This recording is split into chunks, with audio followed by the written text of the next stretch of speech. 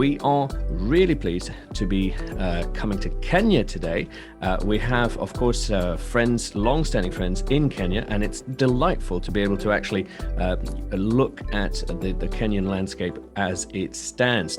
We are delighted to welcome Amos Njogu, Chief Information Security Officer, Harambee Sacco Financial Services, Nganyi Ingari, Managed Security Services at Safaricom, Lawrence Muchilwa, Manager at Silent Sec, and Shalom Onyibe, Head of Cybersecurity Assurance Services, Protec, a Cyber One company, and then Mary Mbugua, Head of Risk at Jubilee Insurance. It's a pleasure to see you all. I'm really pleased to be in Kenya, obviously virtually, but what a useful opportunity! Not just for the pandemic, beyond, I believe this is a useful format. And as always with the MSS Forum, we are concerned with the interplay between end customers and third-party managed services, managed security services. And our particular panel here is dedicated to uncovering the leader of tomorrow and their relationship with said third party. And so what I'm going to do is, ask our panelists not really to introduce themselves, but by way of an introduction to the topic, I want to ask a high-level question to set us off. And maybe, Shalom, if I start with you and I work my way around, does it actually make sense to talk about the threat landscape in Kenya, especially in a cyber context? Oh, yes, thank you very much, Phelim. Yes, it does. Kenya is now the hotbed of technology in East Africa. We are having research centers built. We're having Cloudflare set up their POPs here. We're having Microsoft, Google, Amazon come set up shop here. And we're also having geniuses springing out from here as well. So by no means, Kenya is taking over and is one of the regional dominant players when it comes to tech. So yes, it's very important to talk about the cybersecurity landscape from this region. Okay, I like that. That paints a good picture and an important picture. Obviously, leader, in the region. Amos, let me put the same question to you, but let me amend it slightly and say, well, surely cybersecurity is cybersecurity everywhere. Are there any unique challenges to Kenya in that regard that maybe our wider audience should sort of be aware of? Yeah, there are specific ones which are pertinent to our area. As Shalom has talked about, Kenya by itself is becoming a hotbed of innovation. And by that, we're talking about, things to do with digital transformation.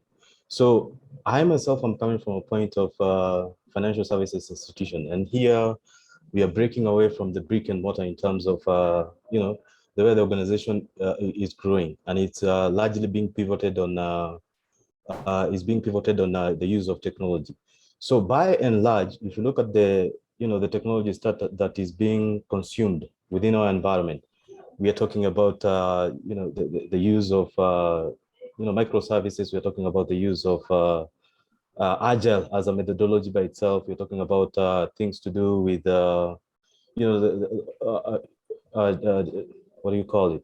IoT, also in the financial services. So by itself, the innovation brings its bring threat. The threat landscape actually, the innovation actually brings the cascades into the threat landscapes. So in as much as we would want to say the threat profile is still homogeneous within the global space, there are specific areas which are pertinent within our country. So that's what I'll talk from a general perspective. Okay, no, fantastic. I like that, and that paints a really important picture as well. Lawrence, let me come to you. Welcome. I guess because we're thinking about the top post holder and the third-party service, maybe it's a good opportunity to say, well, who is this top post holder? We call them sometimes CISO, but Are they always CISO? And could it be that the top post holder is the chief architect, maybe a super engineer, maybe a chief risk officer, someone like that? Because I want to look at the interplay between the third parties and this top post holder, whoever they are. Thank you so much for the opportunity and the question.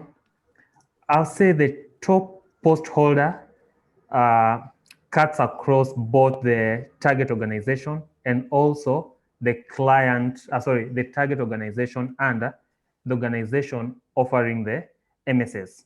So typically you will have two top post holders. So you have a post holder that is going to make the client happy as an MSS. Then you also have the holder who, from the organizational point of view, is meant to ensure that the organization needs are being met.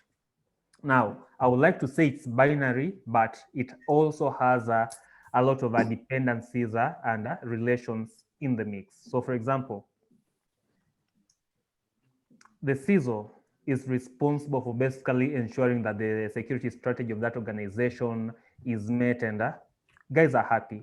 However, at the end of the day, the CISO has to get those buy-ins from senior management. And in most cases, you might find that the CISO is actually at the mercy of either the chief operation officer, the CISO, the chief risk officer. So from that point, is the CISO making the decisions, or is the CTO, the risk guys making those decisions? Now, if you pivot that from an MSS point of view, as an MSS, so in my case, as someone who is at the forefront from a technical point of view, am I really making all those calls, or is my sales team and my project team making those calls and cascading them down to me? So at the end of the day, for lack of a better word, I'm a very good, well taken care of puppet. Just doing what other business units need to do. So I don't think there's a very clear answer to that. No, but that's perfect, because that opens it all up. The worst answer maybe I would have wanted is yes, it's the CISO. I like that. That's better. That opens it up. And in opening it up, actually, let me come straight to Mary, because I know you're in risk itself. So when we're thinking about this MSS, MSP, and customer relationship, and we're looking for the top post holder, at least internally, is it actually you? Instead of a CISO, is it Chief Risk Officer, Mary? Very good question, and thank you very much for the comments from Lawrence. It depends by the organization. Typically, the CISO role has or is required to report at board level, direct access to the board level, just to ensure that the independence is satisfied.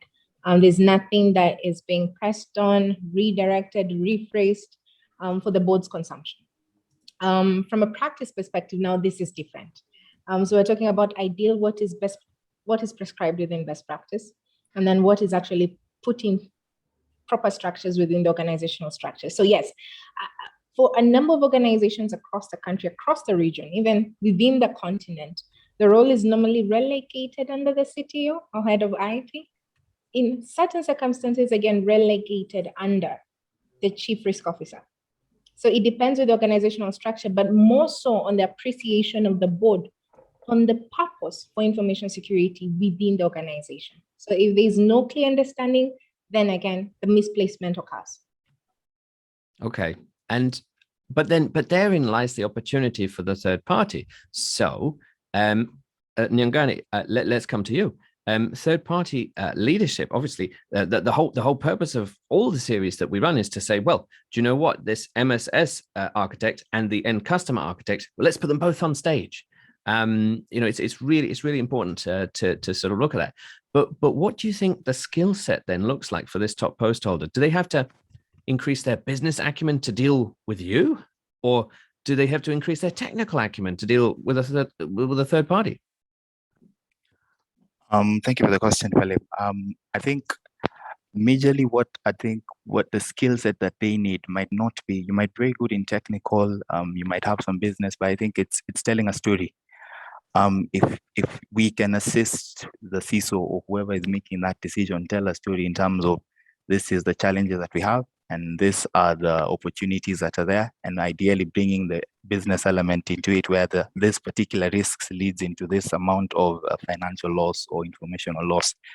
That telling of a story would really make whoever is, if it's the board in Mary Mbugua's case, understand, because most of them may not understand what exactly you're saying, but you being able to tell a story, bring down that technical element into an easy to understand business sort of conversation and make it have an impact. I think that is, for me, is a particular skill that whoever is assisting you to make that decision, if they understand the story behind it and they can relate to it, regardless of your technical skills or your business acumen, you can have all that, but if you cannot put into practice and story and make someone not understand what exactly you're saying, you may not really MSS might not come out for that organization, but if we assist you make that story and sell that story and build a story with your challenges, I think that's a key skill. Well, I haven't actually looked at it that way. I like that storytelling. People go, oh, communication skills, and in fact later we'll look at engineers and so on, and a sort of an accusation, which I think is unfair, is, oh, engineers don't know how to communicate. And it's not that they don't know how to communicate, it's that what they're trying to communicate is very factual or very, very different. It's not how they feel about Kubernetes. It's different. So storytelling, I like that. Amos, then do you think this top post holder is the ultimate storyteller or maybe translator, or do you think we need two types, a technical CISO and a storyteller? You can have both models, and I'll piggyback to what Mary talked about. There are different governance models between different organizations. So you can find an organization where the top decision maker when it comes to security is the CISO, but in other instances, you can have someone who's reporting to risk, who now whatever you're talking about now feeds into the enterprise risk management. So, but what I found to be one of the best model is that the CISO being the ultimate decision maker, because he's ultimately responsible when it comes to risk management within the technology stack. So he's a person who can understand the business, has some business acumen, at the same time can understand the organization strategy and can interpret, the IT strategy framework. And from there, he can be able to translate and say, these are the risks when it comes to, the technology that we are using, also from a business perspective, processes perspective. And this is how we can go about, mitigating this particular risk. And then he'll have the confidence and also, the authority, to put across, the capital expenditure and also the operational expenditure related to, the solutions that you're putting across in relation to managing the risk within your profile. And that's nice, because that means that they need budgetary controls, they need budgetary experience as well, build the business case for working with a third party at all, maybe. And Eric in the audience puts forward a nice question, and maybe I'll link this question to Shalom. Eric says, is the CISO meant to be a technical role or a business role? Because obviously in popular Twitter beefs and whatever, right, people have said, the CISO doesn't need technical ability anymore. They don't have to hang out with the engineers all day, every day. I don't know. What do you think, Shalom? The CISO wears many hats. Number one, he's a leader because he's leading a team of people. And let's face it, cybersecurity can be stressful, right? So when you say you don't need to hang out with your engineers, it's like you're the leader of a war campaign and you don't need to hang out with your soldiers. You definitely need to hang out with your soldiers because they get morale from you. The CISOs of today definitely need to have both skills, you need, or even more of it. The people skills, there's the business acumen, emotional intelligence is key, because when you piss off an engineer, you probably messed up a whole project, So you definitely need to have, I think people skills play a lot. And to answer your question, Eric, you're a CISO, you sit at the C level because You are brought in there to understand the business risk and make a threat profile or come up with a threat architect where you can't just easily get hit out there. You have defense programs. So you definitely need an understanding of the business. So if you were a CISO in your previous job in the healthcare, not everything that applied to the healthcare would apply in the retail sector. So you definitely need to understand the business, and as well as have some good technical knowledge, and I would say your people. Bond with your people, because at the end of the day, they are the ones who go to war for you. They are the ones who are fighting the APTs. They are the ones who get shouted out when probably they brought down a server because of a ransomware. So you need to take care of your emotional intelligence. Plays a lot in that space. And I love that soldier analogy and getting in, the trenches with them. Why would you ignore them? And maybe then that leads to Brian's question in the audience, which is quite handy. Obviously, for this event, we're trying to improve or look how to improve the MSS, MSP, and customer relationship. Right? We want to put everyone on a pedestal and say, how do we improve it? So if I give Lawrence this question, Brian Nyali in the audience says, contentious matter on matters MSS, where does the buck stop? MSS or CISO? There seems to be a ping pong of blame, especially when issues come up. Hi, Brian. I feel like Brian is setting me up for success, fortunately. So the buck will always stop with the client. Because as an MSS, your role, your responsibility is to ensure that the client business objectives are met. The best you can do is offer recommendation, ensure that the client understands the risk, and you have done everything it takes to communicate that risk to the client. Now, in this case, if you're working with a CISO, at the end of the day, the CISO should make the right call based on a business strategy, based on regulatory requirements, based on information that as an MSS, you might not have a 360 understanding. So just to make it clear, the buck stops with the CISO. And just to put it out there, the assumption I'm making here is that as my fellow panelists have mentioned, you have a CISO who is competent.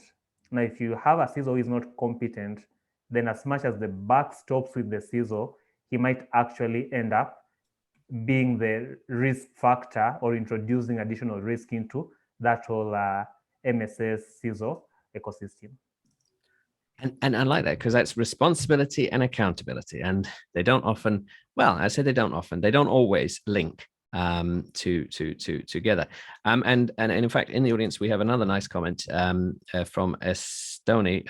Very good discussion. I have seen CISOs reporting to the CTO, and which in their opinion is very wrong. Security belongs in the boardroom.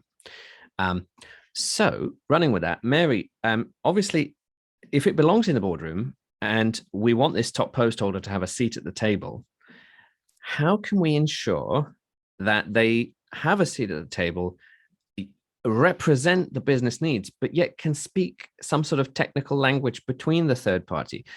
Is that the job of the architect, or is it the job of this top post holder? I believe it's the post of the top holder, which is the CISO. The CISO is, as most of the team have mentioned here, a very robust, rounded, 360 inclined person who not only can communicate effectively to senior management, but also communicate to the other stakeholders below senior management.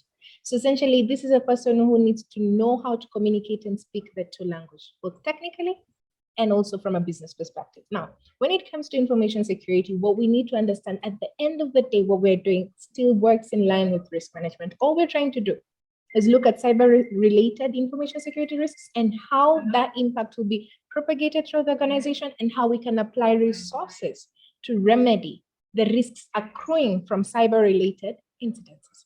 So essentially, the person here must be the middle person, both top and downwards. So they have to speak not only internally and gather that assurance, give the guidance, give clear sensitization upstream to the board, but also downstream, and most importantly, to the stakeholders within the ecosystem. because essentially no organization acts in silo. We do not work in a vacuum. So, however, information security risks are introduced and propagated to the organization, this individual must look at it 360 degrees, internally, upstream, and to the vendors or dependencies within the ecosystem. And that's a great point. And in fact, Eric in the audience very much agrees. He says, agree with Mary, it's all about risk. Businesses operate on risk. So as long as we, and which relates, to our next panel where we look at the world of corporate security. And if only we just spoke the language of risk, wouldn't that be good? Let me come to Nganyi, and I have a question in the audience from Edem Glimmin. I haven't pre-prepared this. I didn't put it out there, but why not? Let's have a go. What do you think about the idea of an MSS having a relationship or presence with the board at that decision-making level? Ooh, that sounds tricky.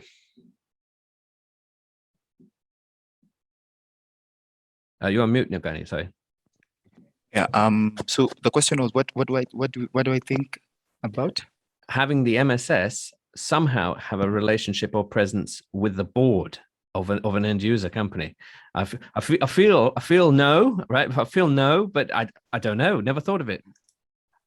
I'm also sort of inclined to know, because again, we in the MSS space, we are a solution. We're a service provider. We are there to assist you. So to give recommendation, to give guidance, to offer a service that probably you might not be able to have at that particular point in time. But then again, before you had reached out to us as an MSS provider, you had sat out and known your risks, known your challenges as an organization. So that should be an organizational conversation. In terms of driving that decision, sitting there would be, again, looking at it in different ways would be one, contentious, because you're looking for a service at different MSS providers. Who is going to be seated in that board? Who is competent enough amongst all these other ones to sit in that board and make that decision? Then will their decisions be based on their own experiences or on their own financial gain? So I think no, because you need to sit down there and understand that decision from your organizational point of view. Because one, if you're the CISO, you're probably driving the security conversation in that security realm. If there's a CIO, they probably have that strategy for the whole business, and you're chipping into that strategy from a security point of view. So there are certain decisions that, and as an MSS provider, we can only provide guidance, but we can't make that decision for you. And sitting in the board would ideally be swaying the decision that you're taking as an organization. Mm. No, that well put, yeah, and actually, thanks for a question that we weren't expecting, right? And then it's quite interesting looking at that way as well. But you're right. Again, it brings us back to accountability and responsibility. Amos, let me then come to you. In our quest to improve the security relationship, do you think that this CISO or top post holder is the sort of the last line of sense checking defense? Because I mean, everybody has a wonderful anecdote. The CEO went to play golf or did something, and they spoke to someone about AI, and they come back and they say, do you know what? I've heard about this thing called AI. It's amazing. We've everything must be AI now. And in a way, the CISO is the last person to go, well, yes, but the sense checker, is that maybe a better way to look at it, Amos? Yeah, so the question here you're asking is, the CISO being the last or wholly responsible related to security related matters for the organization? And the sense checking. So, lots of vendors trying to sell magical solutions every day, but is it the CISO who's the last line of sense checking defense, or maybe should it be the architect or an engineer? I should be the CISO.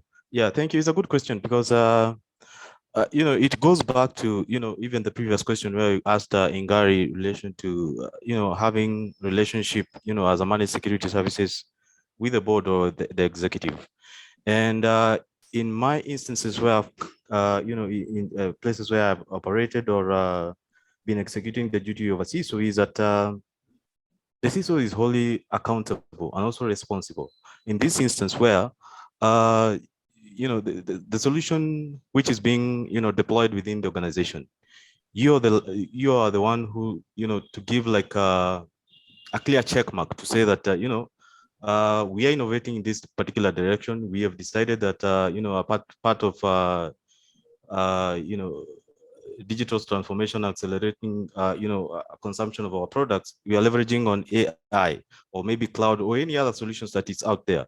So in the process of consuming this particular product is that the CISO is wholly responsible to outline the risk and the remedial action and what it takes in terms of, the resources, the human, and also, the dollar value. So you are ultimately responsible.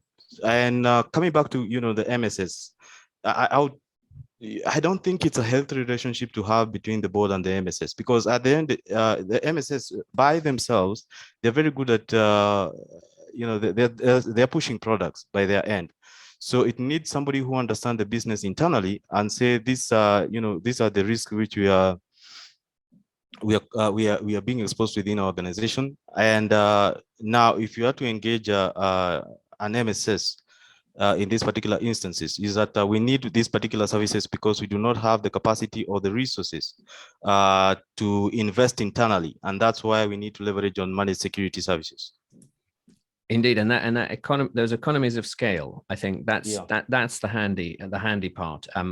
And maybe later in our session we'll look at can an MSP become an MSS, and can an MSS work with an MSP and things like that. There's been a number of questions and comments, and I just wanted to read them out, or at least try to integrate them. Brian says, from the discussion, it seems the CISO has a lot of work in communicating and quantifying it for the business. However, we as MSSPs need to feed the CISO the right information. We have to present things beyond the high, medium, low, bare minimum. Otherwise, despite having audience with the board management, then literally it doesn't have any impact as it should. In the Q&A, Ben asks a few questions, and let me see if I can put this then to perhaps Shalom. We said earlier about knowledge of the CISO and the role. I see almost on every job description that CISO roles requiring a university level degree and other courses. If you have all these qualifications, do you feel it's ultimately important? What if they've gone straight in? And that's nice. And I think maybe that's a good question then. So Shalom, what about the skill set of this top post holder? Because, I mean, we've all seen it. Someone has 1 million certifications, but no work experience, or we've seen, and do you know what? Some people are actually warming to the term script kiddie. I know it's a bit of a pejorative term, but, there are people who have been, coding since they were like 1 year old, right? and yet they don't have any certificates. So Shalom, how do we balance that? How do we look at the skill set for tomorrow's leader? The skill sets for tomorrow's leader, definitely you definitely need to understand technology, being a CISO. In this age of digital transformation, just like you said, the CEO can go play golf and hear a lot of things, and he comes to the organization. We need to implement this, but you definitely need to understand technology, how it rolls out, how it plays out, look at use cases, talk to other CISOs as well. You definitely need to have a circle of CISOs, and if we go deeper into the skills, definitely you need to be a people person, because as some of my panelists will find out, in providing these services, everybody doesn't really like the security person because they stop them from going to YouTube or Facebook or Instagram and all that. But you definitely need to know how to communicate risks to people, to the business, and to other stakeholders. From a skill set perspective, definitely you need to train. You need to train your skill sets. Probably go to school. But the key thing I want to point out here is there's this pressure that's on CISOs. Usually when I start my meetings with CISOs, I ask them, how do you sleep at night? Because the pressure of a CISO is not something your university will teach you. What happens when you just got a ransomware letter, you got an email saying that your CEO has been compromised, and these are pictures in his own bedroom. How do you even start? Or the bank just lost 2 billion Kenyan shillings, and your wife is calling you at the end of the day, and there's pressure from everywhere. There's this kind of pressure a CISO job comes with. It takes grit to handle such. So aside from the educational bit and the social interaction bit, I think for those who play in the SOC role, I think for you to be a CISO, you need to kind of play in the SOC role a bit to understand threats and pressure, because every minute counts. I was in an incident response yesterday, and the business had to be up. Every minute meant money going, so handling that pressure, for me, the key thing is pressure. Education is key. People skills are key. Emotional intelligence is key, but there's the pressure that you need to be comfortable with in order to operate as a CISO. No, that's really important, and we will see hopefully later with our engineer panel, and we'll ask them the question: do you want to become a CISO? Because it might not be the most fun thing to be for everybody. It might not be suitable for everybody. It's quite pressured, as you say. I'm conscious of time, and we've had some wonderful comments. Actually, when you want to comment, please select everyone. Otherwise, it just comes to us, which is fine if that's your intent. Maybe can I give this one to Mary? Michael asks a question. Can our panel address on how and what basic things to look for when engaging in MSS? A lot of organizations get apparently duped into deals that don't benefit them, and they end up getting something they never asked for. So maybe that is, don't have to go back to the SLAs if nothing's wrong. But yes, how would you be advising people to select an MSS partner? Perfect question. One and most important thing to first look at is where you are and where you want to be. Contextualize your need for the MSSP. Now, this is for you to define the service criteria that the MSSP will provide to you. Now, on the other introspect, how do we qualify that the MSSP can get us to where we want to be? Now, one of the key sets criteria that we need to identify, again, pegged on our strategy where we are and where we want to be, is the kind of capabilities and skill sets that the MSC holds to support our where we need to be. 2 is the exposure that the MSP has had from experience and in-house capabilities. It's very, very important to not tap into an MSP who has only been in the market for 2 months. Yes, they may be technically qualified, but they may not necessarily understand the threat landscape for you. Number 3, I believe, as we're looking at the MSSP, it is important also for us, pegged on our service delivery, for them to demonstrate clearly their capacity to report and measure their service delivery for us. Again, we're not just prescribing to a service for the sake of, remember, with security, it's all about risk management, getting me from point A in terms of inherent risk down to an acceptable level, So they must demonstrate inherently their capabilities, methodologies, approaches to identifying the service value provision end to end and having key performance indicators along the maturity model.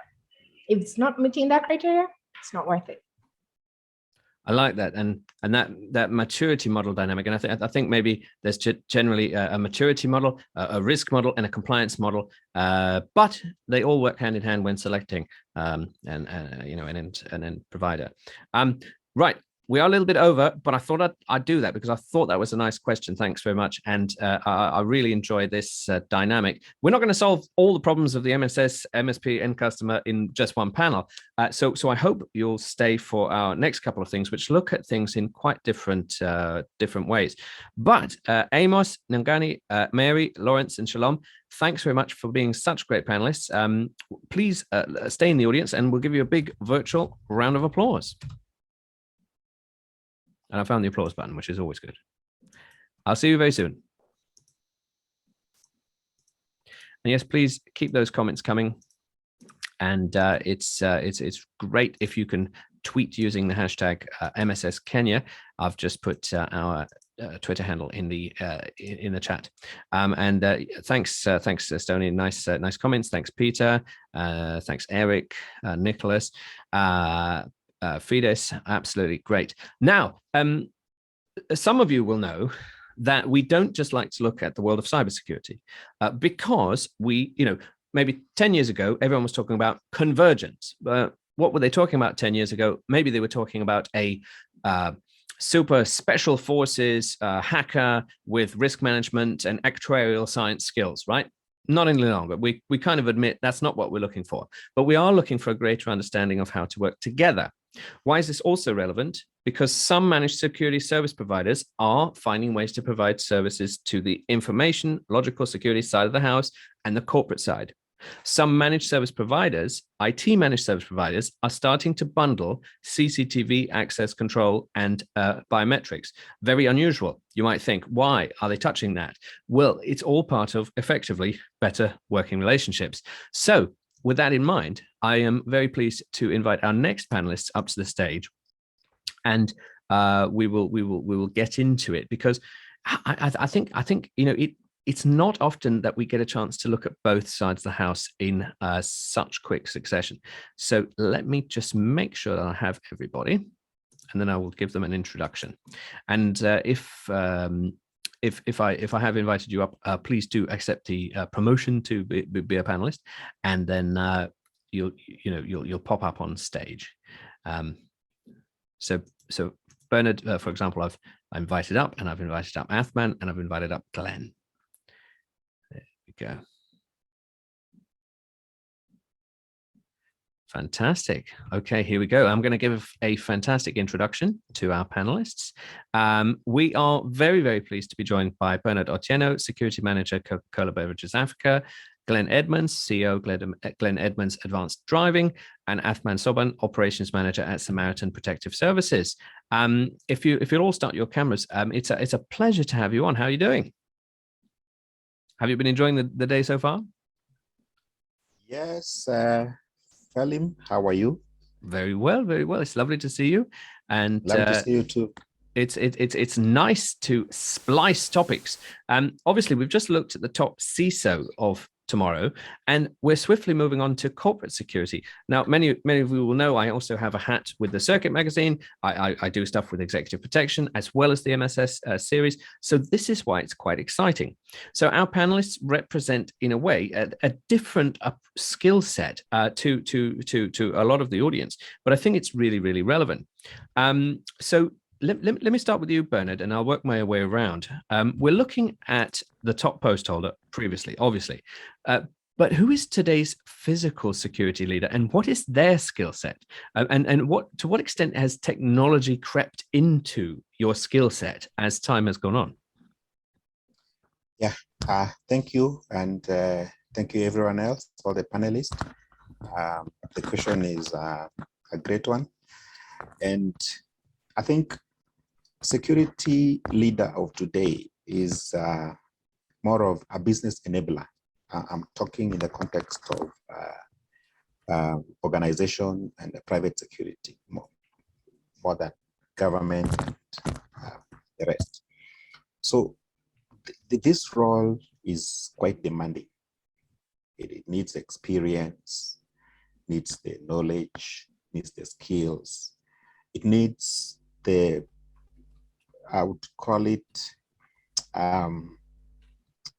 the business acumen, because you can't protect what you don't know, or you cannot influence what you don't understand, So for me, today's security leader is a business leader who looks out for the business risks in terms of being proactive, dealing with vulnerabilities and dealing with threats before they materialize to impact the business. So one, in that context, a business leader, security leader must be a risk manager. You must be operate on an understanding of the risks that are faced by the business that you're managing. Second, you must be able to think on your feet, because I normally tell my team, or I normally joke with people, telling them that security management is like a doctor working in accident and emergency department. You don't know when the next emergency is hitting. You don't know when somebody is being brought into the A&E with profuse bleeding, with, every risk that comes there, you don't know. So you may be prepared as a security leader, but what hits you or what comes to your table in the morning when you are sleeping may not be something you are prepared to handle. So how do you manage it? So you must be a quick thinker, think on your feet, and be able to provide solutions to your team and to the business that is very apt to the risk that is facing you. So you need the knowledge, you need the skills, you need the experience.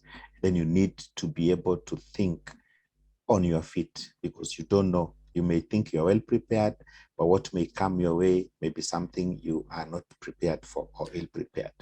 That is a great point, because you're a business enabler, and gone hopefully are the days of the Department of No. We heard on the previous panel the Department of No YouTube, and I think that's a key facet. And of course, we're looking at the end customer and the third party in the world of private security and physical security here. I'll tell you what, let's go to Glen. Glen, maybe set the scene then. Everyone has heard about hybrid working in terms of IT, and everyone's thought about, pandemic meant that cloud on-prem debate is all finished, blah, blah, blah.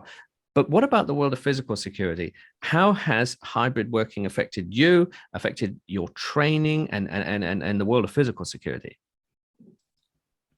Are you on mute, Glenn? Sorry. You're still on mute.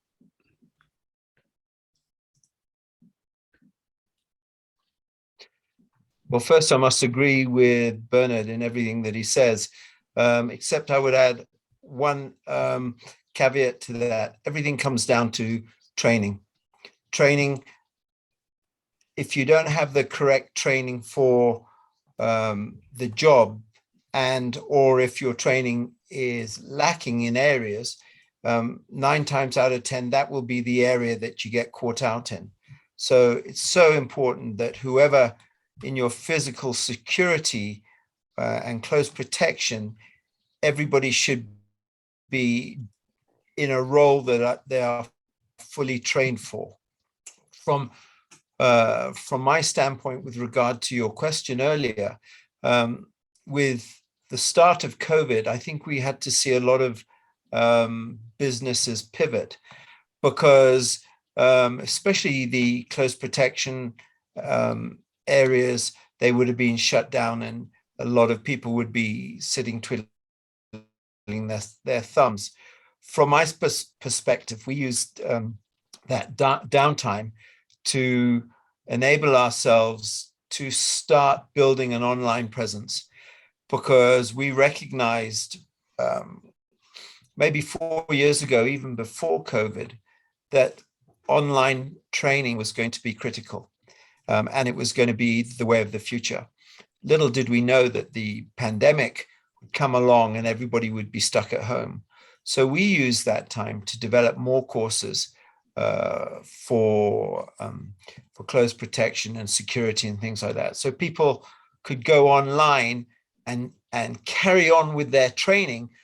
I wouldn't say to get stale, but to stop themselves getting stale, but more to the point, to keep themselves sharp, and to, because so many things are changing in the security world, whether it's IT or security or driver security or walking security, whatever it is.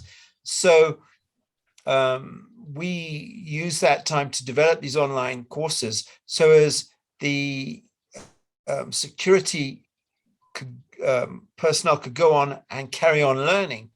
And what that did for us, it also allowed us to, as COVID then started to rescind and they wanted to get back into training, we what that did was give us extra time on the track, because they'd done so much of the work beforehand on the online side. It meant that we were able to, instead of getting 6 hours behind the wheel, we were able to give 7.5 hours behind the wheel. And, you know, because physical security and close protection and things like that, it's all about wheel time as a driver anyway. It's all about wheel time. The more and more driving somebody can do in a security environment and training is going to improve. So we were able to extend our services to online training. And I believe more and more now, a lot of other companies out there are doing exactly the same. They are doing online courses for people, and you can get registered and you can get certified online and things like that. And I think that's great, because it means that the actual security personnel don't have to sit in a classroom full of people anymore. They can go online, and they can, in some ways, get quite a bigger, broader experience, because they can do it in their own time and as and when they have time. So they're not completely shut off from everything. No, that's good. And I like what you said there, because that will resonate with the cyber side of the house as well, because just as maybe 20 years ago, the cell phone was a leapfrogging technology. So maybe we can say, well, now what's holding anyone back? Online training, online certs? Yes, sure, there will be a physical element that you need to do, but you can do a lot before you get to that stage. Well, let's develop that. Athman, I know you're part of Samaritan Protective Services, and I know Samaritan has very kindly supported a number of our other events in other parts of the world. So I'd be interested, you know, as a security service, right? What other sort of offerings did the pandemic get, you know, force you to sort of offer beyond traditional physical security? Athman, I think you're frozen. On your question. Okay. Oh, yes, you're back. Yes. Can you hear me now? Yes, absolutely. Okay. Yes. I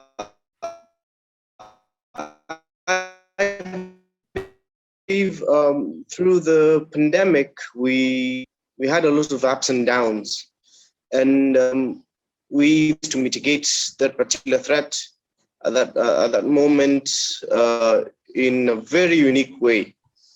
We developed several internets, of course, and in particular through the major website that we have, and let people understand what services we give and all that. And on top of it all, we did several tours, let's say in Kenya, and meetings to let people understand that this pandemic is not the end of it all. I like that because it meant that you're doing surely in future probably we never. You seem to have frozen, Athman. No, sorry. No, not to worry. Let me give a similar question then to Bernard and Athman. I think you need to find more reception for your phone. Bernard, we've got cyber security professionals here today, and we have physical security professionals here today. What do you think the last 2 years have done to your role that have brought you closer? Do you talk more to the other side of the house? And if so, what do you talk about? Is threat intelligence the glue that will hold both sides together? How has that relationship developed, Bernard? Thank you very much for that question. Just to mention to Glen, I'm your student. You trained me while in Amakasi before you moved on 3 areas of close protection, advanced driving, and anti-carjack. That's an outlier I needed to small world. Yeah, yes. Remember you well. So I agree with you on training, and thank you. So back to the question. Let me also take a minute to clarify that sometimes there's a lot of confusion between, or even misunderstanding when it comes to how the two departments work, the Department of IT and the Department of Security. How do they integrate? Because we are all protecting the business. Security manager is concerned about the asset, the device that has the company information. And company information in terms of risk classification is also an asset, you know. So one, we need to understand the role of security in information protection. But then the CISO or IT security team, they are also concerned on the network and the platform and how cyber criminals can either infect the system using a malware, or how do they ensure that they are advanced and way ahead of the next introduced malware or that. But then the security guy comes in when now the protection or the wall that is built by the IT guys have been compromised, you know, and now you have a criminal case to deal with. The IT security may not be well advanced or have the technical know-how of the law to be able to do investigations, do a report that may be able to bring the suspect to book, or may be able to help the company to have better protection going forward. So while the IT information guys are in charge of the systems and the platforms and the network and the security of the same, they need to work with the security manager so closely so that they get to understand when do they need to involve you in their policies, in their systems, and in everything they do. They need to involve security leader, the physical security leader, because at some point he will be needed. Because if an IT, for example, a gadget like laptop gets lost in a company, they will report to security, physical security department to help them investigate, you know. Yet they will be able to encrypt and be able to stop maybe the information from being compromised further from the gadget that has been stolen. But the physical whereabout of the gadget, they need security to come in and help them get it, or help them to strengthen the policies and security requirements to ensure that even the staff that are handling the laptops and the phones and anything that is IT, or the server room where the IT operates from, is well secured, you know. So there's a close relationship that even the hybrid, the pandemic has brought in, because where now you don't have many people coming, people are working from home. How do you ensure that even working from home, you are still able to know what the person is doing? You are still able to know the breaches that may happen when the person is not working from the office. And a lot of things have come into fore that have made us to continue working together and develop better relationship and better ways of working between the physical security leader and the information security team. And that would make it just more relevant, right? Because it's all well and good anything you architect in your security stack, but if you haven't got security, physical security right, then someone can just kidnap you. I mean, it's that simple.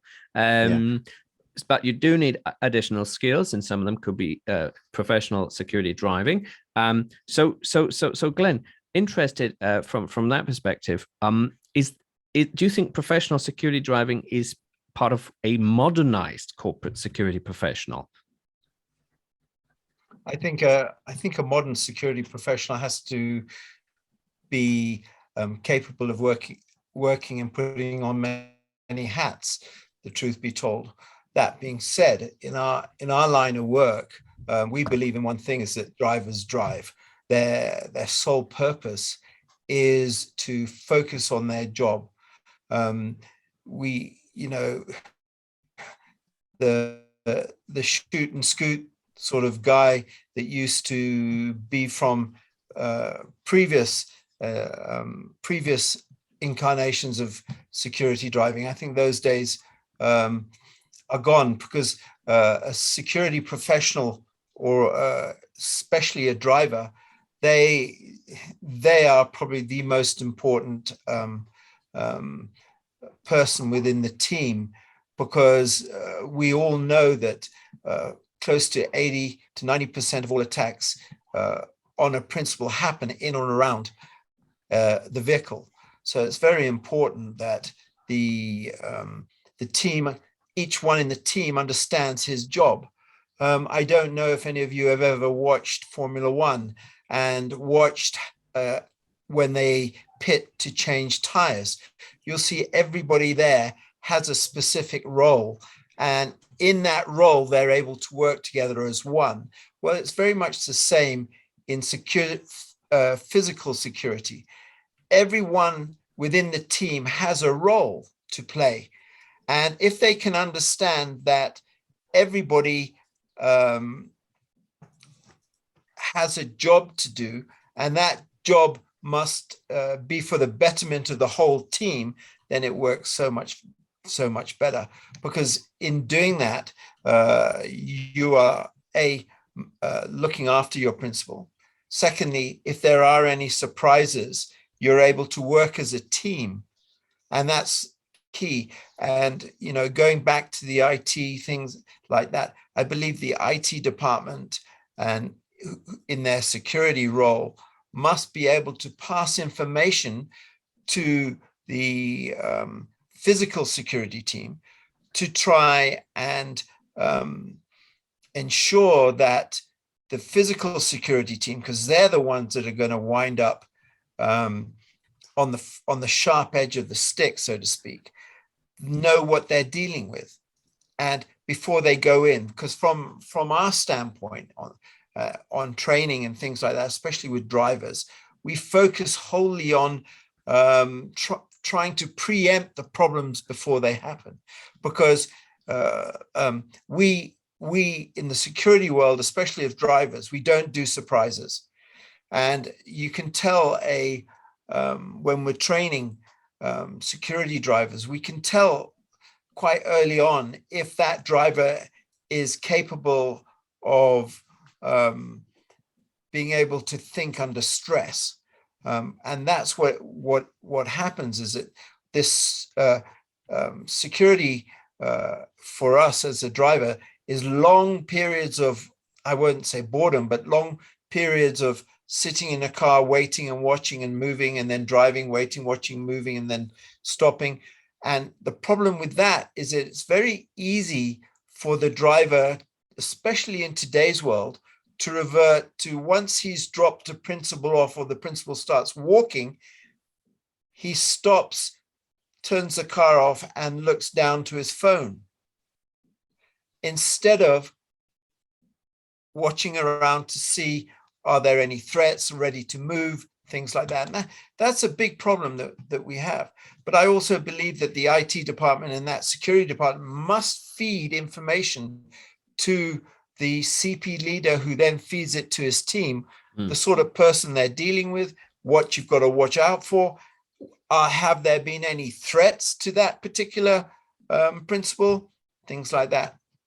And this is good and hopefully refreshing for our cyber colleagues, because they'll find some commonalities, because some of what you described is the mundane SOC 1 analyst kind of you don't want someone to just wander into boredom and not stay alert.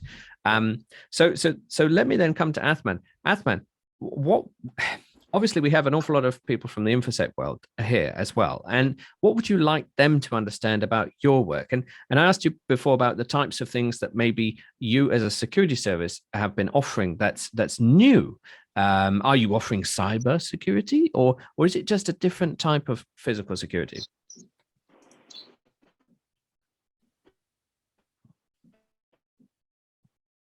Yes, we are a Samaritan travel security, among other physical security aspects. And I believe it definitely comes with things. So on the InfoSec world, I believe we need to understand that there are two different things in the, all in the security perspective, though. So the things like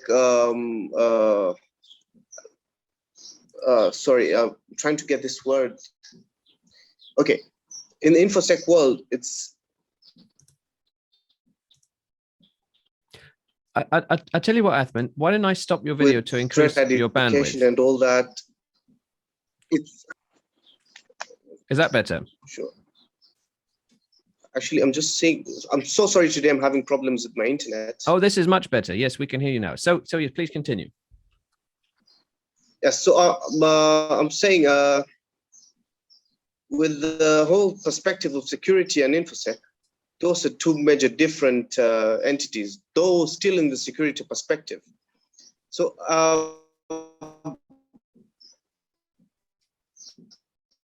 people should need to understand how to mitigate threats with the InfoSec and the security aspect of it, and identifying it. So aspect on dealing with such particular stuff. And can you hear me? Yes, we can hear you just about. Hello. We can hear you. I tell you what, you know, Athman, I think that's a good point. Because obviously we're looking for tomorrow's leader of security, and that's why we bring corporate and information security together.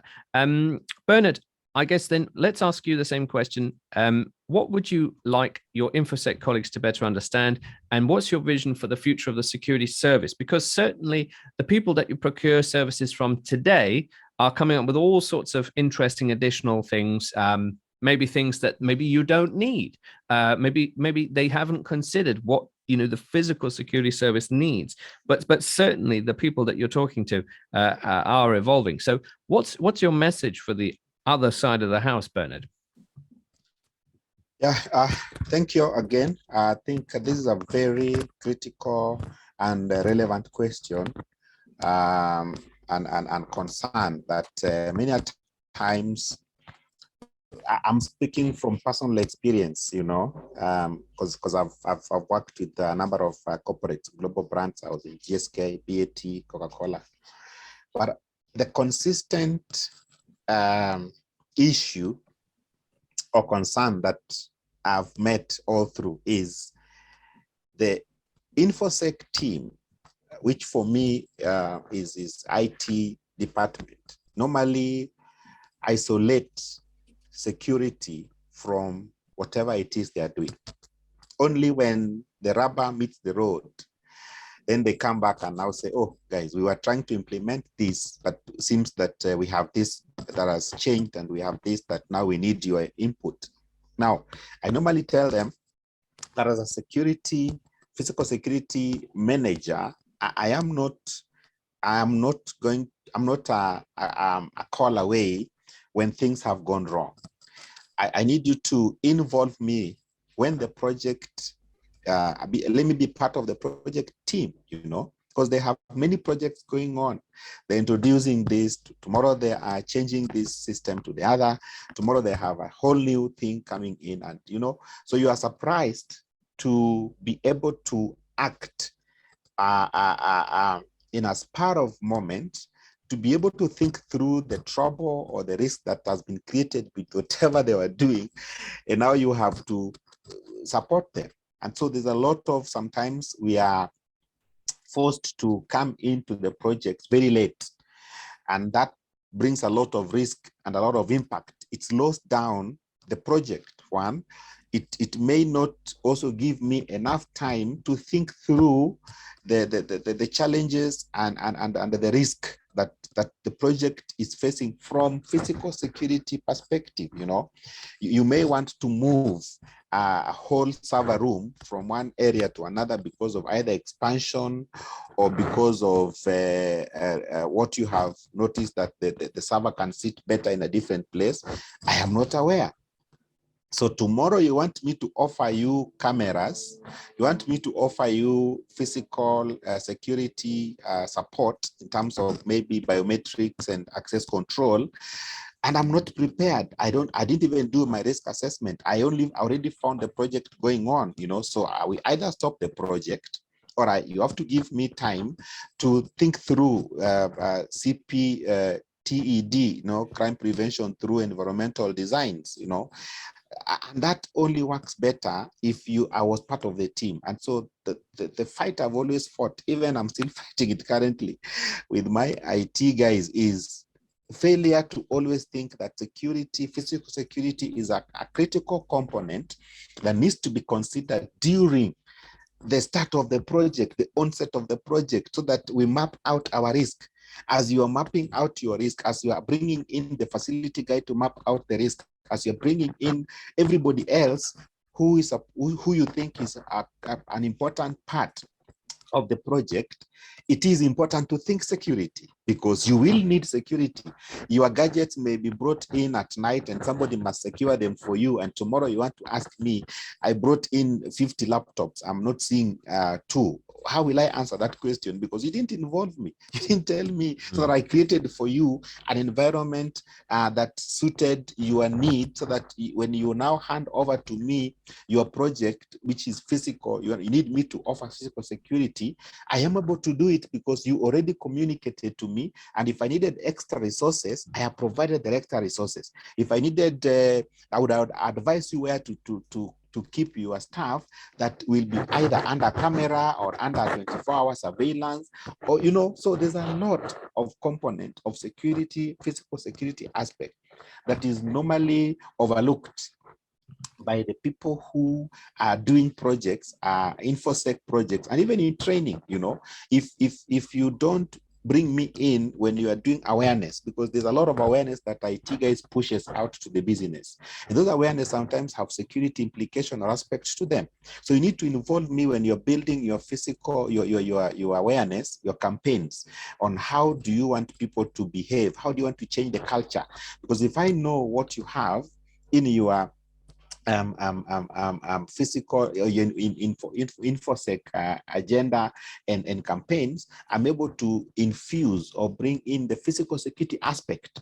And as you telling people not to click on dangerous links or links that do not have security like HTTP, I am able to come and say, guys, I'm able to bring in the physical aspect and say, these are the risk, or these are the legal requirement for you to, this is how the Information Act or bill interprets this. So which the IT guy, I'm not saying they don't know, but in many cases you find they don't pay attention to, they pay attention to the immediate issue that affects the IT, do not look at the all-round aspect of other aspects that can affect whatever it is they are recommending or pushing out.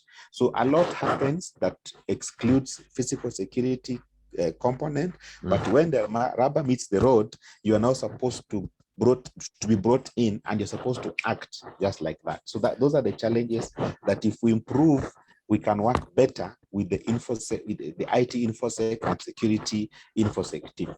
And that is my thinking in having a panel such as this in the middle of 2 InfoSec panels, because that's, we're starting the dialogue at least, and hope, I know you've already started your dialogue, but I would encourage more people to.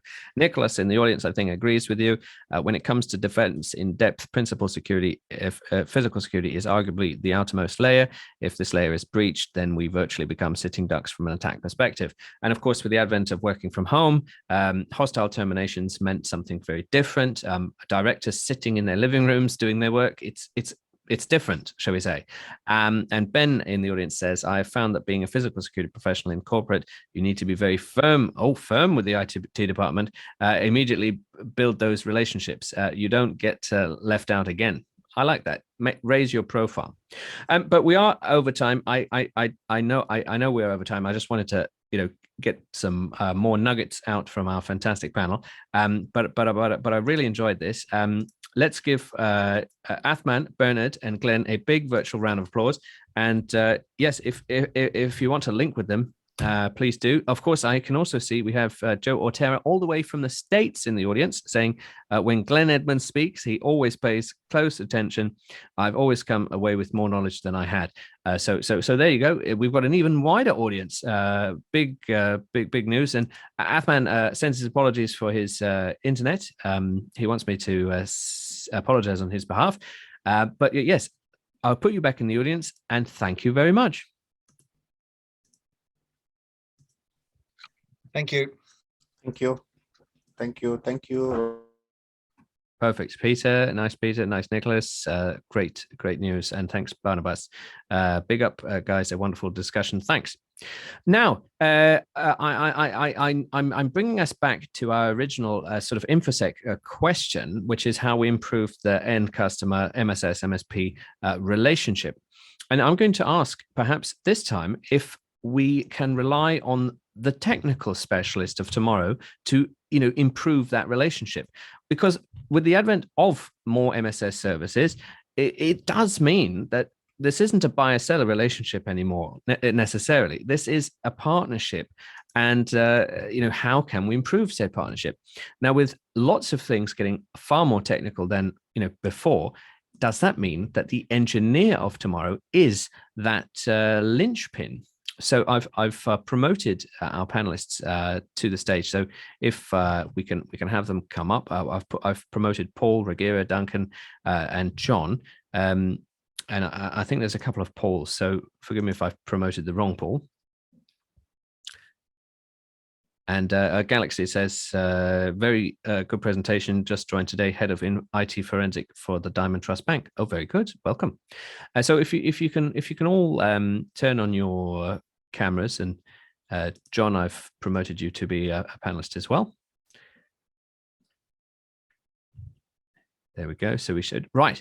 We are uncovering tomorrow's IT security leader. We're very pleased to be joined by Paul Bryan, IT consultant and cybersecurity aficionado, Ragira Martin, data center and IT security technician, Africa Data Centers, Duncan Azenga, solutions sales manager, cloud and ITAS, liquid intelligence technologies, John Nyabera, system security officer at Steamer Sacco, and then hopefully we'll get Lawrence joining us in a little bit.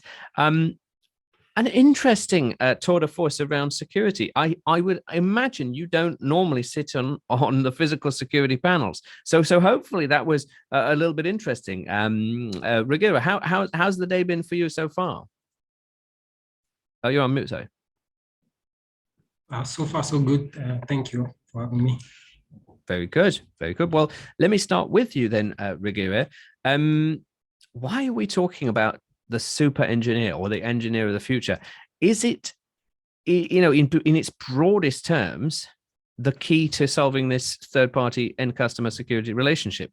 Who is the architect or the engineer today? Is there a blurring line? Let's start with some definitions, Ragira. Yeah, from my understanding is that an architect will normally be someone who has experience, or rather someone who has technical skills, would design solutions to meet customers as well as internal business requirements, whereas an engineer will be now the process owner themselves, who will then be building up the solutions by the agreed upon designs. Then the two in one way or another need each other to work. It depends on now the level of the solutions, or rather the complexity of the issues at hand. Then that will mean that you never really have silos within the two terms. An architect and an engineer will need each other essentially to implement solutions, or rather assist the business meet its goals, which is ultimately serving their customers.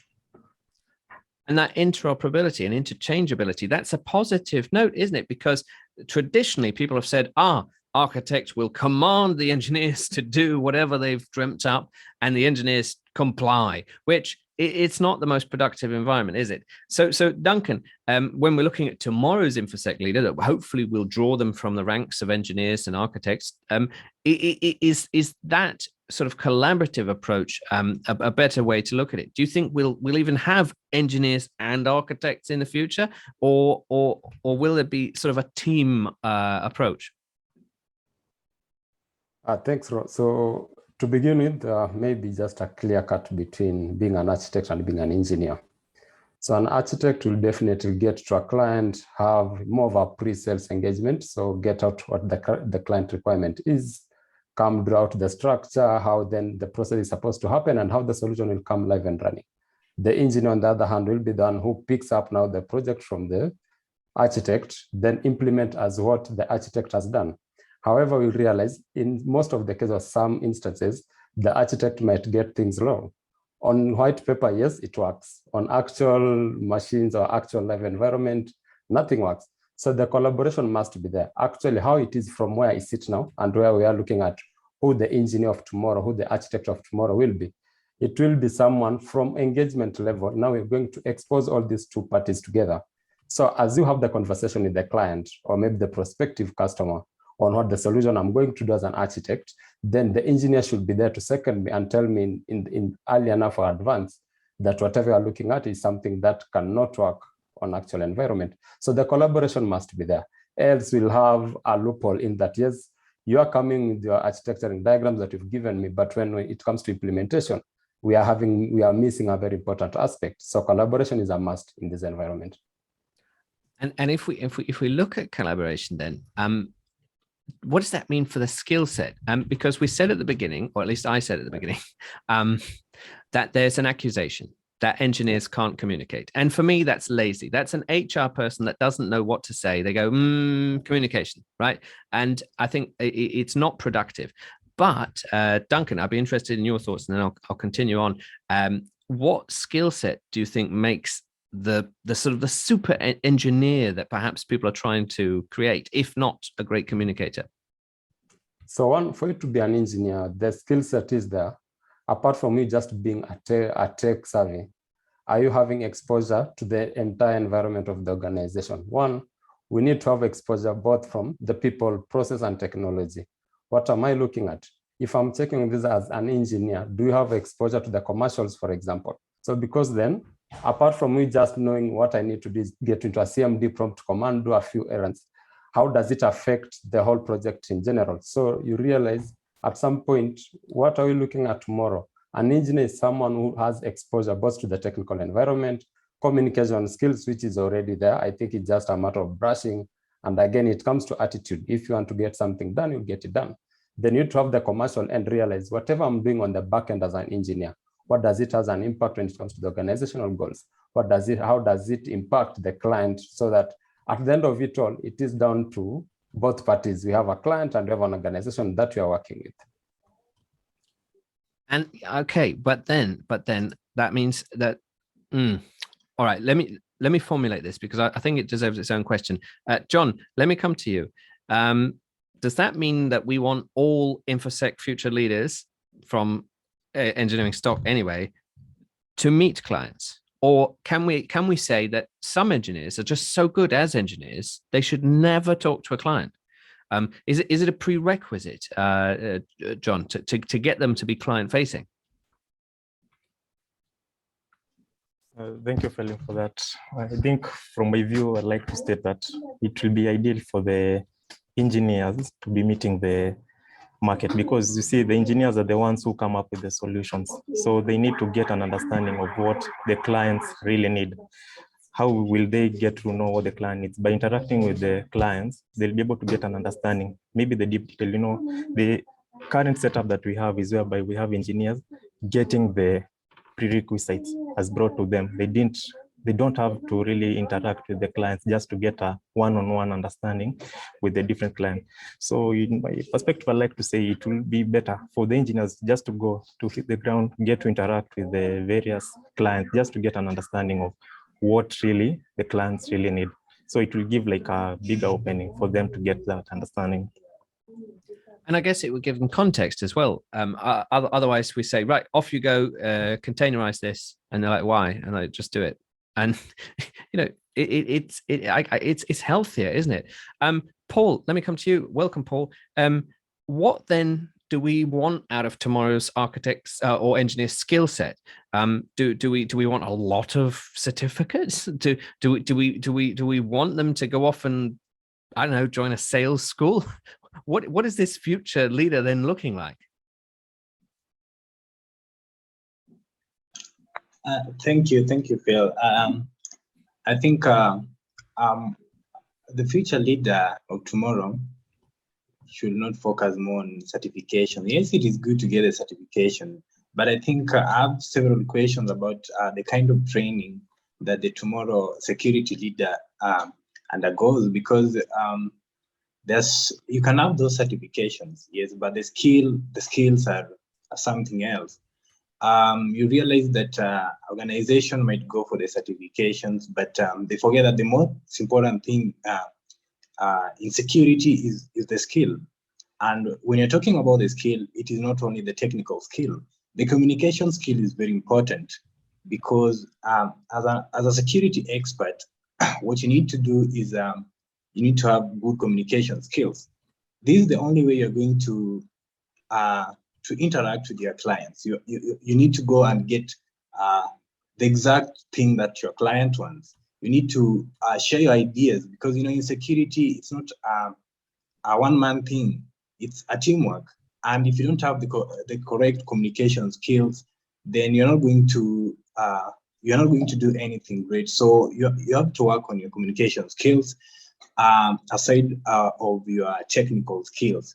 And also, the tomorrow security expert or security leader needs also to know that technology is really growing.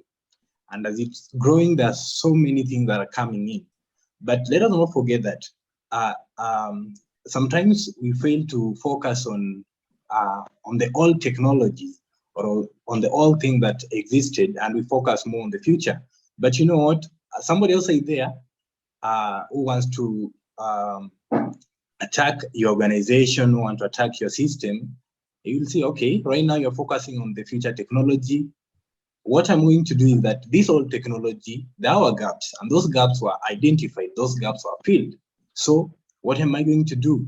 I want to try and do something new out of that old technology. So it is very important to check on the skills. Right now, there are so many things that are coming up in terms of security. We have there is a high rise of automotive hacking using vehicles. So that leader of tomorrow, that security expert of tomorrow, should be looking deep into these areas. What skills do I need in this area? There is artificial intelligence. More super things are coming. So we need to work on our skills. Skills is very important, even if you go for certifications. And that is why, for me, I will always say that as an organization, even if you're going to look for somebody who has as many as those certificates, maybe for formalities, but ensure that in that team, you check more on the type of skill that these people are having, because you realize that maybe young people, those who are upcoming into this field, those who are still young in this field, they're eager to learn, they're eager to know more, they're eager to do more. So these are the real deal people. Yeah. So let's run with that then, because this skills question, and I don't know, there are a lot of international certification providers, and they just, well, some of them are flavor of the month, and some of them just want to sell certificates, and they found in a global audience, right? So it doesn't matter if you're in Mozambique or Myanmar, it doesn't matter. They want to sell these new certifications, and there'll always be more of them. So Ragira, how can we make sense of that landscape? What's needed in Kenya? What's desirable in Kenya? Because on the one hand, you've got these soft skills that you know the HR algorithm can't go, right, Ragira has excellent communication skills on his CV, right? It's not a certificate. So what's actually popular in Kenya at the moment? What do you look for? Essentially, from a Kenyan market in terms of skill set, I would say two things will majorly play a role. One of them being IQ. You find that people are generally smart in terms of academic qualifications, in terms of innovation, in terms of ability to adapt to situations, which then brings about the issue of social intelligence. So if, depending on what the employers are specifically looking for, of course, having certification is a good thing, because then it affirms that you're actually competent in the domain, or rather the specialism that the organization will be hiring for. But then social quotient is key in terms of being smart, knowing what is expected, understanding the business needs, understanding what the customer knows, things like, again, being exposed.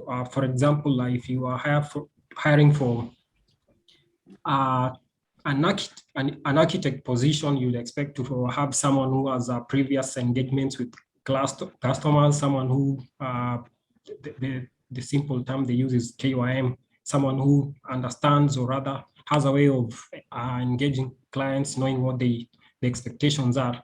So it's never really black and white. It's a combination of multiple things. But then in terms of explicitly what I would say that generally smartness in terms of problem solving, in terms of knowing your craft, in terms of understanding and articulating what the message it is that you want to pass across, those will generally play a role for the engineer as well as future leaders.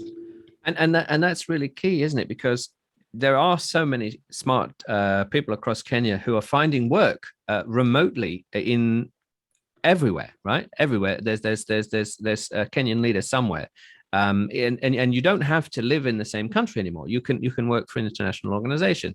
But I wonder then, how does that affect the training and recruitment landscape? So Duncan, how are we going to recruit tomorrow's InfoSec leader? Is there a challenge, for example? I don't know if this is the case in Kenya, but at least here in the UK, for example, a lot of recruiters, they know the buzzwords, but they don't really understand the engineering skills. And so I wonder what the recruitment landscape is like. Is it a tricky one? And in the audience, one of the attendees said brain dump certification are now common. They're not so productive when being in reality of business. So there are some people who are addicted to certificates. Is there a recruitment challenge in Kenya, Duncan? Yes, there is a recruitment challenge in the Kenyan space, and are not necessarily, I think, quite many countries that are experiencing that. What are the challenges leading to this? So you realize, for example, I'm a telco. So I'm looking for specialized skill. Let's say I want a cloud engineer, I want a security engineer. So yes, I have the skill, I need to look for the skill, but then how do I then confirm this person has a skill? So we have maybe several phases. We'll take maybe through shortlisting, let us see best or not. So it should be how it should be, as I would say it is. Let us give people a chance. Let us not use computers and programs just to shortlist people, depending on what they've written on the CV.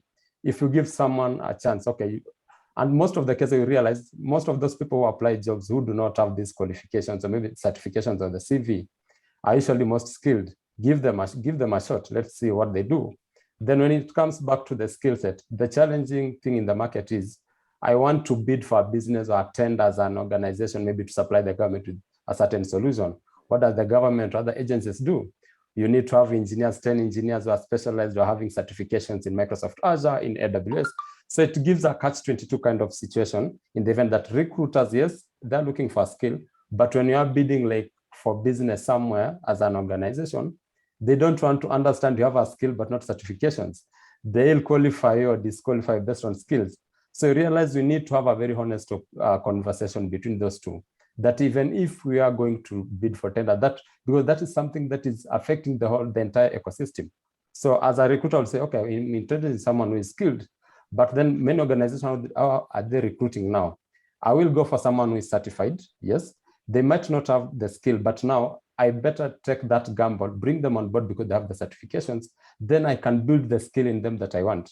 So I can have maybe 2 veterans in-house that then will train these people to the level I want. So that is the approach that many people are taking. Because when it comes to business, the honest conversation is, as a business, I'm employing you to bring value. Which value are you bringing on board? because I want to use your certifications maybe to get rebates, maybe to get discounts from vendors all the world as I offer the solutions. So realize we can't run away from certifications as it is now. It is a key aspect. So hire, then train the skill out of it. And Duncan, that's actually quite a great insight, because imagine the MSS is hiring you because of your aptitude, but it's using your certifications to sell you to the end customer. Look at my fantastic engineer. He's got 1 million CompTIA and ISACA qualifications, but they're actually looking for your aptitude. Did I understand that right, Duncan? You understood it right, because because without those certifications, no one will look at your CV. Yeah, they'll be like, "Now we want." So hire the CV, hire the certifications, yes, and be ready to develop the skill. That is the shortest way into this market, because then you realize as we go by in every aspect that you are running as engineers, as architects, and all that, it is down to demonstrating that you have the skill. How do you demonstrate you have the skill? You need to show the paper that I've undergone CCNA, I've undergone Azure certifications and all that. So as we would like to say, skill is important than certification, the job market dictates something different. So let us have the certifications, but as an organization, be ready to train that certified person to have that particular skill you want in a special manner. Okay, well, let's develop that then. I like that. John, do you think then that, of course, we're looking for certifications to get you in the door, but then the aptitude, do you think we can find tomorrow's engineer or technical leader from the realm of the network architect, the enterprise architect, the systems admin, and then bring them into security? Or do you think they'll have a different background?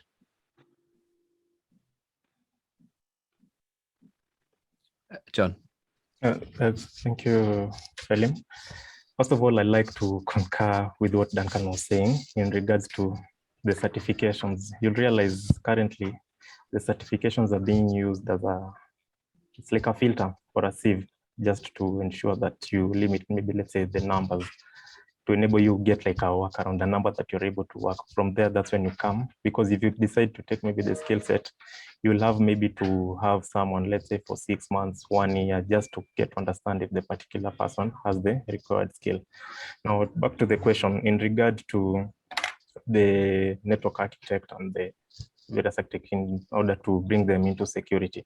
What I like to say for that, you see, for them to move into security, you realize that in regards to security, all these things are more of intertwined. They are more of working the same. So you'll realize that a network engineer, a network architect, they are more or less the same in the understanding or in the realm of cybersecurity. But now, what does it take for them to come into the cybersecurity? Of course, that brings us back to the discussion. Will we have to consider the certification? Will we have to say, like, the network architect, the network engineers, the certification will be the gateway to qualify them into cybersecurity, which I don't think it's more of the case. If we focus and look at it in terms of skill set, what you can do, what you're able to bring on board, what is it that a network architect, how can a network architect, maybe let's say a network engineer, come up with a solution that can be used, let's say, to configure or protect a particular endpoint. If we look at it in terms of the solution that they bring on board, what they have, I think that's, if we take it into that direction, it becomes more easier, because all the functions are more of intertwined, they're more of the same. But yet again, if we look at it, let's say in regards to, let's say, a certification as the gateway, the certification as the key to qualify them, you see, it becomes a challenge, because it brings again another long approach for them to be on board. Yeah, that's what I'll have to say. No, that is key, because that approach, you need to short circuit it somehow to bring the staff on board, but yet you don't want to lose somebody along the way. Duncan, so you got your hand up. What are your thoughts? Yeah, so just there's a point that John has brought forth. So regarding, for example, I think where we are now, as we had mentioned, who are we looking at hiring tomorrow? We have looking at having on board as a tomorrow's engineer. I think as we go by, it is about a curve. So we are running from infrastructure, then we are having intelligent infrastructure, cybersecurity, then cloud. all these aspects have a security component that is supposed to be there. Then who are we looking at tomorrow? For you to be a security engineer, for example, I think it will be prudent for you to have infrastructure skills. How are you protecting something that you don't understand? You must be able to know how is the LAN, the local area network looking? How is the endpoint security connected to the network? So I'm looking at from the endpoint security, infrastructure itself, the perimeter firewall. So by the time I'm coming as a security engineer, I understand how the infrastructure looks like, which components need to be protected, and it goes a whole that this person should be able to understand. Now, security is not about technology alone. You might have the technology right, but the process is wrong. You'll have the process right, but the people are not educated. So as you were saying in the first conversation about the CISOs, what are some of the challenges they're experiencing?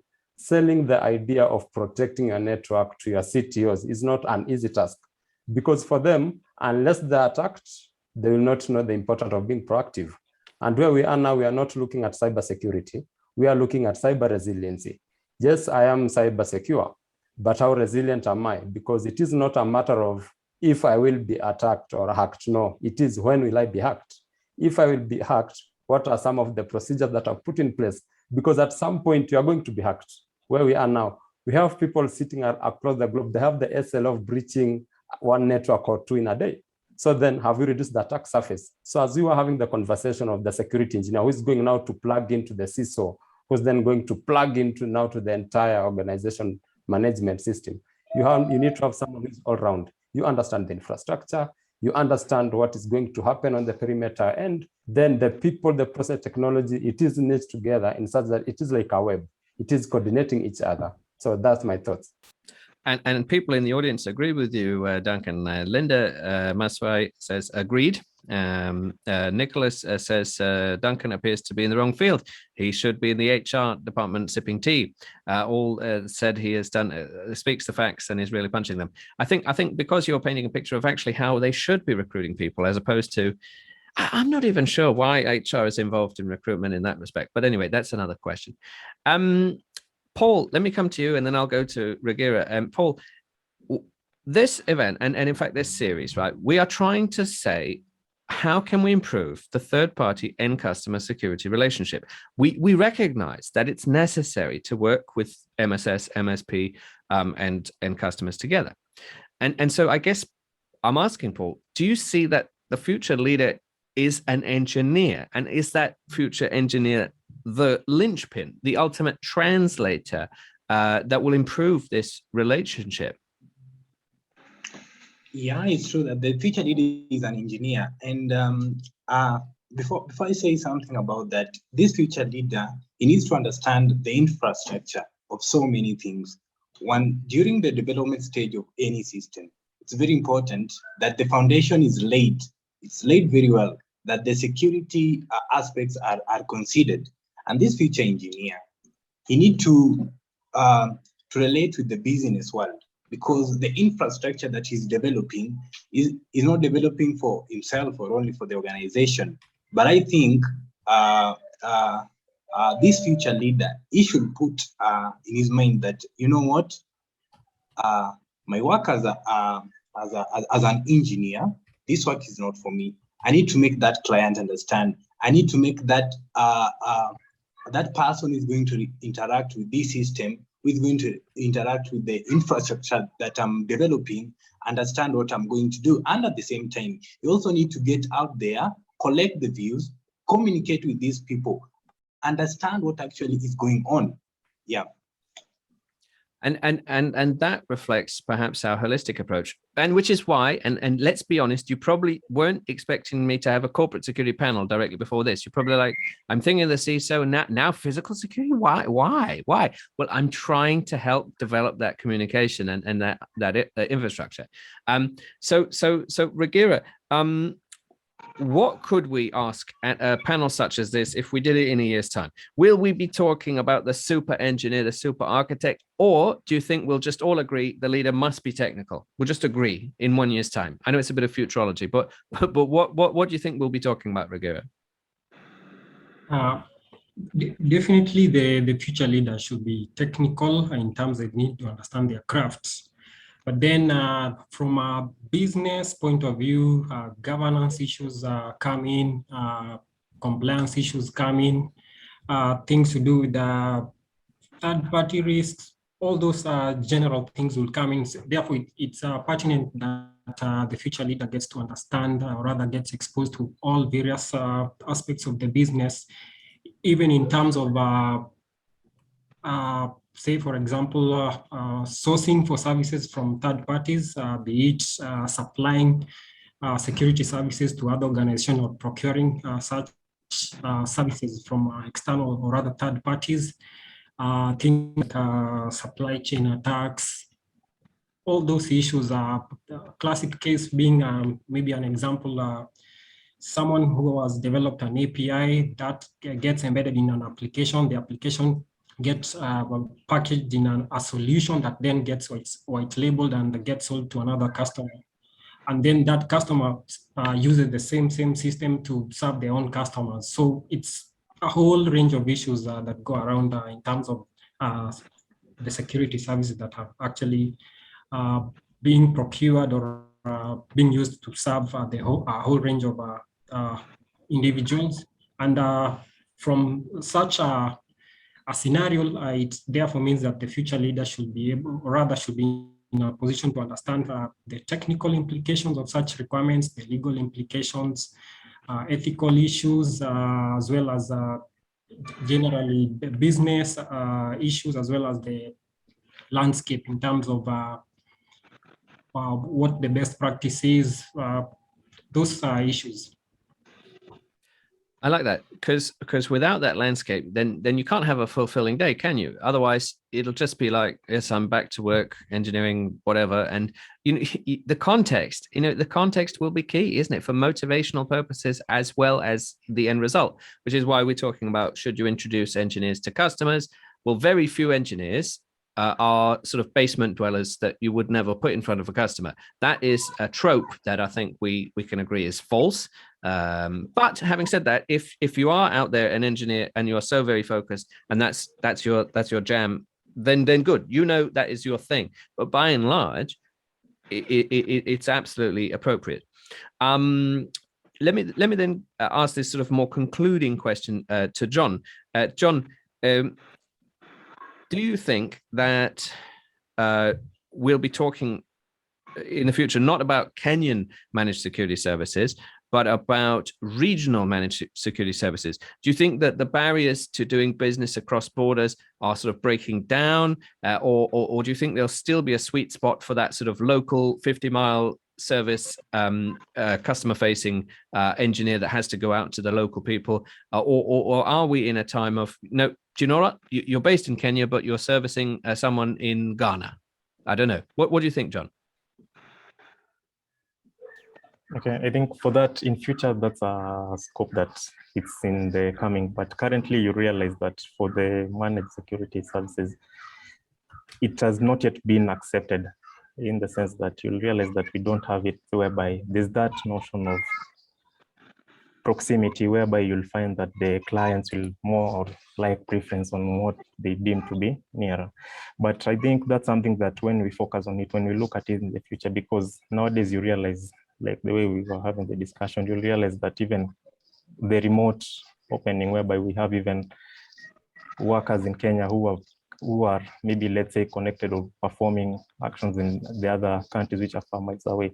So I think that's something in the future, if you look at it keenly, you realize that it's something which is opening, it's something which is coming up, in the sense not only in the MSS world, you realize even in the other scope or in the other sections, you realize most of the things are opening up in regards to the trust. I like to say initially maybe it was maybe a trust issue. You just seem or deem it fit for you to work with someone, maybe let's say who you'll see the physical presence, in case of anything, this is the person who supports me, maybe this is the locality, this is the location. But the way things are coming up, even the way we see post-COVID, you will find that most of the things have moved to the remote. So you'll find that most of the support is something which I think guys are incorporating it. Guys are taking it positively. And as we move by, you realize that it's something which is being taken positively. And you realize most of the people, it's something that's going to be effective. it's going to be effective and transformative, isn't it? And so I mean, that's one of the reasons that I'm doing this sort of more roadshow approach to our traditional managed security service forums, because I know that you might be working with a company in London, and Duncan might be working with somebody in Ghana, and I think geographical boundaries will break down with the advent of better regulations and more regional, working together. That's my hope. Or, maybe it won't come to that. Maybe we'll end up having Kenyan cloud. We can't move any data out of Kenyan cloud. I don't know. I'm making things up, but these are the sorts of things that I think this forum should try and deal with. But good. Okay. Well, thank you for staying all this time. I think this is a fantastic panel. And obviously, me as a generalist, I'm honored to have such wonderful specialists on our panel. So let's thank Ragira, Paul, John, and Duncan for being such great panelists. And I'll put you in the audience for some concluding remarks. Let's give you a big virtual round of applause.